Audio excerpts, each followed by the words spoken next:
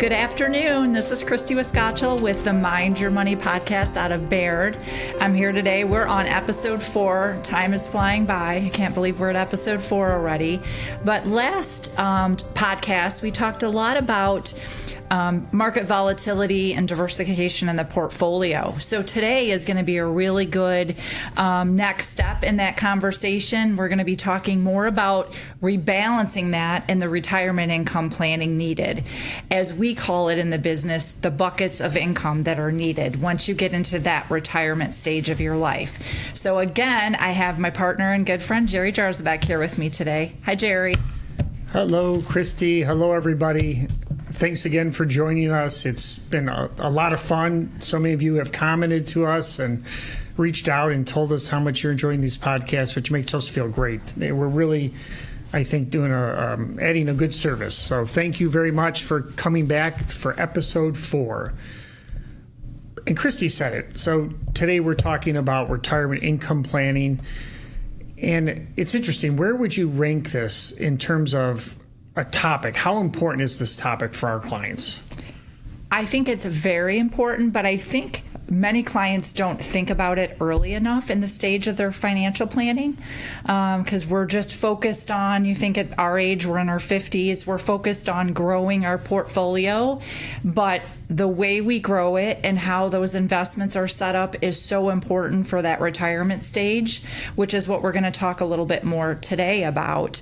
So I think it should be at the top of the list, but unfortunately, just because as investors, we're more focused on seeing those returns and seeing the growth in the portfolio and not always necessarily focused on what kind of income it's bringing in. That is a good way of looking at it, Christy. So when you think about it, most clients and investors in general kind of look at the portfolio and see the performance, the up and down, but don't really think about what's going on inside the portfolio. You know, the management that's actually happening to make those the income work, which is what I think this would be. That's a good name for this episode: retirement income planning. Let's talk about that. Absolutely. And I think because last podcast we talked about the mix of the investments, so kind of talking about when you're getting closer to retirement and planning that income, which we're going to share with you our bucket strategy today, which is Jerry's baby. You know, him and I both are kind of finance nerds from day one. So we've loved this and clients have liked this. So we wanted to share it with you guys, but really looking at when we talked last podcast about the risk and making sure that how it's bucketed, you have that reliability of your income when you need it. If taking that as the lead-in, if I can just quickly explain what we mean by the buckets, and you're right, I do love this. That is very true, Christy. You know that. I liked blank checks. You liked buckets. That's right. That's right. They both work very well for us, and hopefully explaining this to clients. Absolutely. So when you think about it, the reason that we think about buckets is go back episode 2 of the podcast. If you've watched it, thank you. If you haven't, please go back and revisit that. But we talked about the different type of assets you can have in your portfolio and how some assets are more volatile than others. Stocks are more volatile than bonds. Cash is the safest of the different assets. And then you have other things, alternatives, and maybe even annuities in there.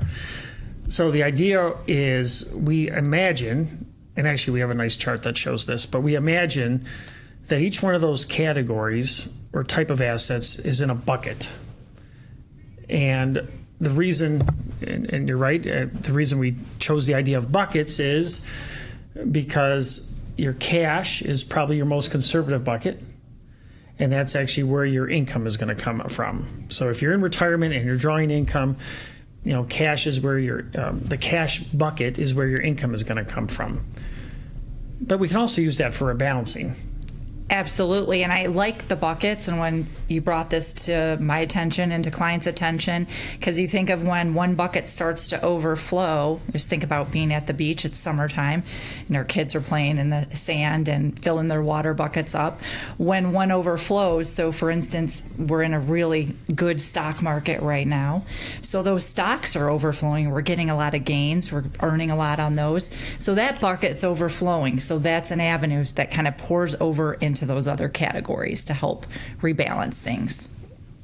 Perfect. That's exactly why we use the idea of buckets, because really you could use anything in terms of what symbolizes that asset, but the buckets is because the physical process of emptying a bucket or dumping out a little bit of a bucket. That's what we imagine happening here with the illustration of the buckets, but in real life, that is what's happening with the portfolio.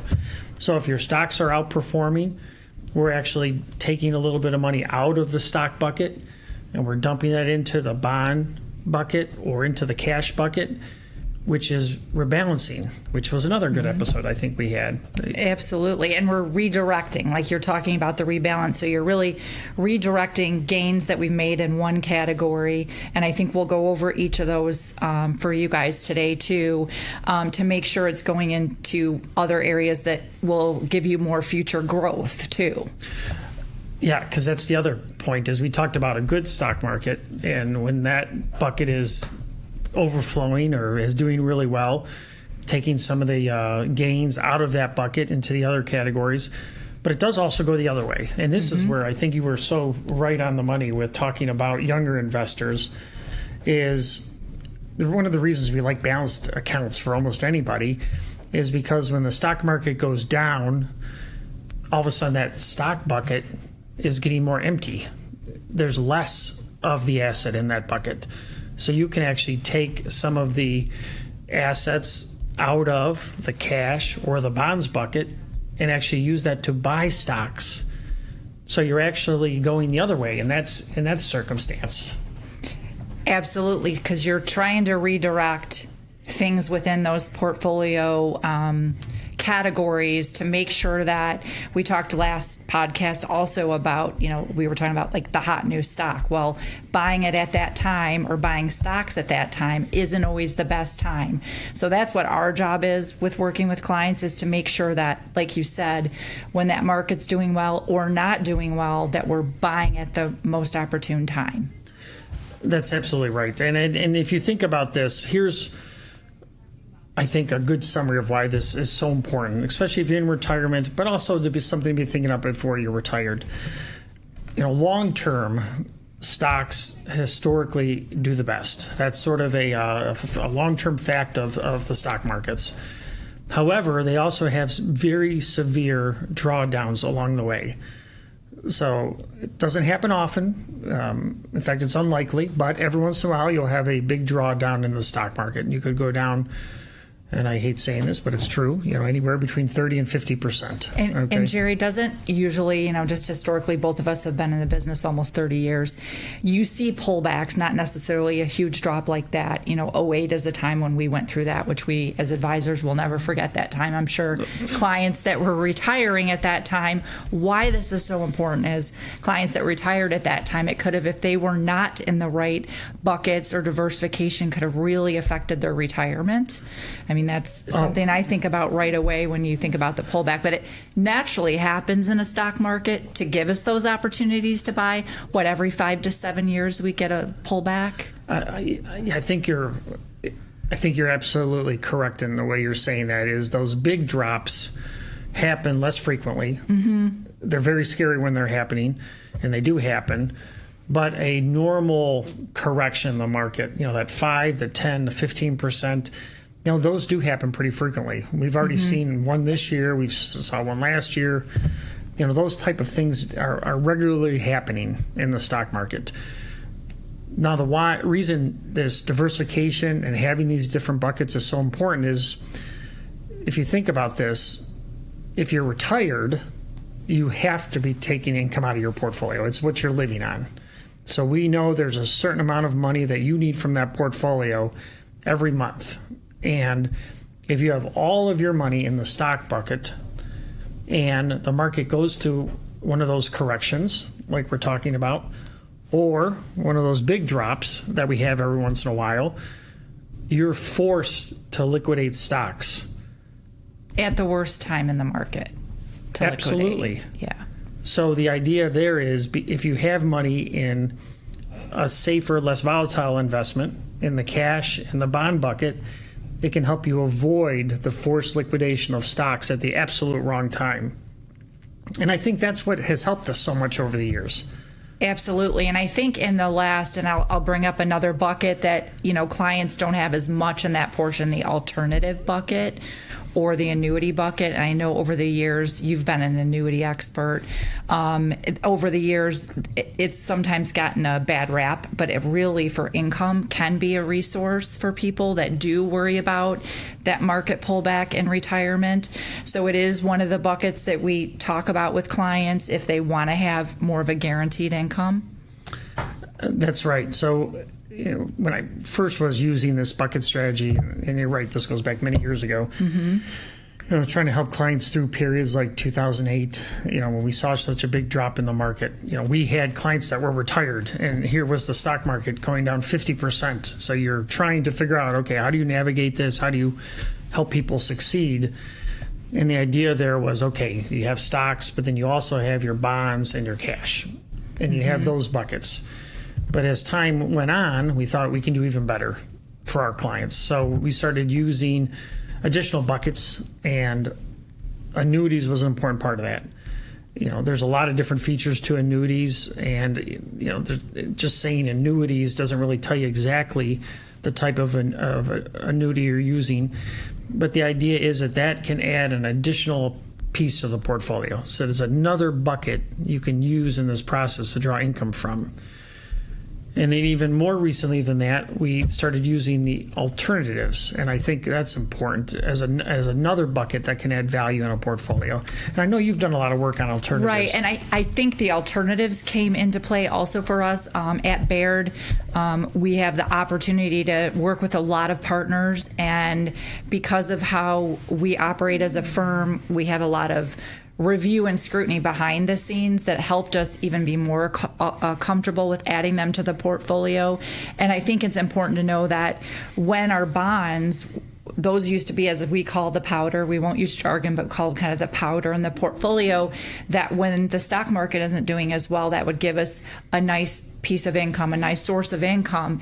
And when our bond rates were where they were at 0, 1, very minimal, those alternatives were a way to add what you say, a little more protection in place if you weren't having the annuity in your portfolio. Again, absolutely giving more diversification to the portfolio, adding an additional bucket in there.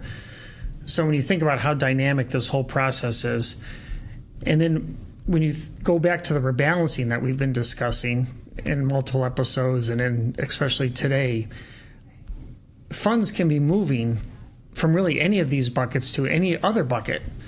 So you could actually rebalance from alternatives to stocks. You could rebalance from alternatives to bonds. You could rebalance from bonds to stocks, bonds to alternatives. You could rebalance from cash to annuities. So the process is very dynamic. So it's not as if the buckets are lined up and you're necessarily pouring stocks. And really, when I first was thinking about this, that is what I thought of. I actually, in my head, visualized stocks getting poured into bonds, bonds getting poured into the cash. And they're all kind of moving at once, depending on what's going on in the market, and also the disciplined approach that we have with our clients' portfolios to really manage it. Because you really have, it's hard, I think, individually to do that for yourself, which is where I think an advisor or a financial planner or someone like Jerry and I come in, is because we do know that how to balance that for clients. I think you're referring to risk level. Yes. But doing a good job not using the jargon. Yeah. So she is keeping our promise to you. Yes. Not using the jargon. I did use the word powder, though. So. Well, dry powder makes sense. Hopefully that's a common phrase. People know what we mean by that. And, that simply means that if dry powder, it's just a piece of your portfolio that's ready to be put into action. So if stocks go down, we can make that purchase at an opportune time and not have to sell at the wrong time. But when you think about risk level, that's the other part to these buckets is every investor, every client we have is slightly different in terms of, where they are in this process, what their income needs are per month, how much volatility they're willing to take. And so the amount that we have in each one of these different buckets really is individualized and depends a lot on that client. And I think that's a good point to kind of take it a little further with the income planning and any advisor. If you're working with an advisor, the relationship and being open and getting to know your client of if you've not been working with your advisor in 08, we wouldn't know how you would have felt or how you were feeling. So having that, really open conversation with your advisor and us as an advisor, knowing when these things happen, how a client reacts or how that conversation happens to really make sure we're doing a good job of listening and the client's doing a good job and yourself as clients telling us how you're feeling when these things are going on in the market helps us balance that bucket. But it's the relationship and those conversations that's so important. It's very different when we talk to somebody in theory and we say, how would you feel if the market goes down 30%? Yeah, it's very hard to really feel that emotion that will mean to you. And it also changes quite a bit as life goes on. If you're newer in your career and you're buying and you're building up your 401k, a 30% drop could look at the opportunity of a lifetime. I mean, you're going to be able to continue buying. You're not forced to do any selling. You're going to really, hopefully, handle that very well. Stick with the investments, continue to buy. But if you think about 30 years later, and now you're retired, and you actually have money coming out of your portfolio, you have the opposite, that 30% drop feels very different. And I think that's just why we have tried to come up with different ways that we can manage portfolios and try to help clients through these different periods, because it is, it's not easy. Your goals do change over life. And with what you need in income in your life. I always say too, like every day when you're retired is Saturday. What do you do on Saturday? Whether it's golf, shop, go on your boat, hang with your grandkids. So you're spending more in retirement. So really knowing what your cash needs are and making sure you have the right investments and the right income coming in off those investments. And we like to and try to set up enough cash for a certain span of time. That's something else I think is maybe something to add to the conversation of, depending on what you're taking out on a monthly basis, that your advisor and you make sure you have that cash kind of either it's getting flowed into the bucket by income and dividends off your investments, or it's in a guaranteed form with an annuity, but that what that is over the next 3 to 6 months. That's a really good, I think, number or timeline to make sure you've got enough cash set aside. So there's a lot of different numbers that get thrown about with that. So. And the idea there is we're sort of saying how much should be in the cash bucket. How much should you have in the cash bucket? I wanted to ask your opinion too. So I think even if you're a younger investor, referencing the dry powder that you were talking about, I would think even a younger investor wants to keep some money in that cash bucket. Maybe 5%, just something to be able to do some purchases when we have the normal volatility of the market. Now, there's some people are going to have zero, and it's a personal decision, but I think a little bit of the cash bucket is good for almost everybody. Now, when you're in retirement, I think what you said is probably the minimum we use for our clients is we use 3 to 6 months, meaning we want to have 3 to 6 months sitting in that cash bucket, ready to go. But then we have to be very disciplined, and this is what I think you're referring to, that it is harder for clients to do this on their own, is we want to be actively refilling that cash bucket as time goes on. So if we want you to have 3 to 6 months worth of income there, and you're using that, obviously we have to be replenishing it. And if a bigger purchase comes up and you need a little bit more, we have to get more in there. But I will say sometimes I do let that get even higher. If the stock market is really doing well, I will let that get up to a year's worth of income in the cash bucket. That's a really good point, because you want to take advantage of that market doing really well, because if you know that potentially if we've had 4 or 5 really good years, we could have maybe not as much growth the following year. So you're just setting that client up for success on even if they don't utilize all that cash this year, there's some in the Tilly for, next year or for purchases when there's that time to do that. The idea there is make sure it's very dynamic, very active, making sure we're keeping that cash bucket filled, rebalancing between the different buckets, especially taking advantage of drops in the market to be, putting more into that stock bucket to actually take advantage and do some buying. So you said at the beginning, I think you were totally right. Hopefully it came across in this episode. I love this topic. I love the idea of the buckets. My team has teased me. They've actually, even designed T-shirts with the different buckets on them, and we've had a lot of fun. Threatened to all wear buckets on our heads, come into the team meeting sometime, but we haven't done that to you yet. That's right. So yes, we have a lot of fun with the buckets, but the whole idea behind that is it's a way to have a disciplined, flexible, active retirement income planning strategy working for you, whatever stage you're in, but definitely when you're in retirement. What do you think?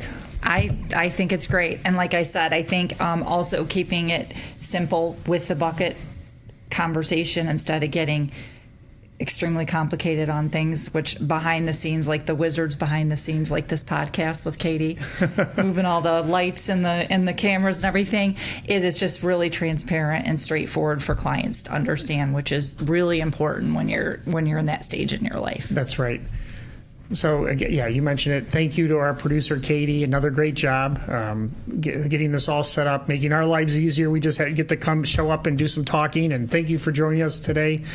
Hopefully you will do all the things, like and subscribe and share, tell your friends and family, and come back for episode 5. We do not know yet what we're going to do on episode 5. We've got some ideas in the kitty, but if you have any ideas or things that you want us to discuss, please reach out or message us.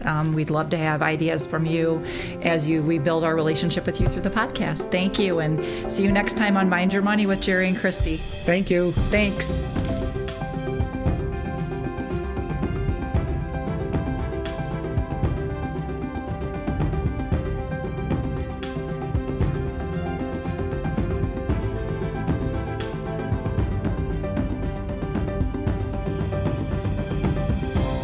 This broadcast contains the current opinions of the hosts and are subject to change. The broadcast is provided for informational purposes only and is not a complete analysis of every material fact regarding any company, industry, or security and should not be considered investment advice or recommendations. Investors should obtain professional advice before making investment decisions. The information has been obtained from sources considered reliable, but its accuracy is not guaranteed. Past performance is not indicative of future results, and diversification does not ensure a profit or protect against loss. All investments carry some level of risk, including loss of principal. Baird is not a legal or tax service provider, and you are strongly encouraged to seek the advice of the appropriate professional advisors before taking any action. Investors should consider the investment objectives, risks, charges, and expenses of each fund carefully before investing. This and other information is found in the prospectus and summary prospectus. For a prospectus, please contact your financial professional and read it carefully before investing. This broadcast may not be reproduced without express permission of Baird. Robert W. Baird & Company Incorporated is a registered broker-dealer and investment advisory number, member of FINRA and SIPC.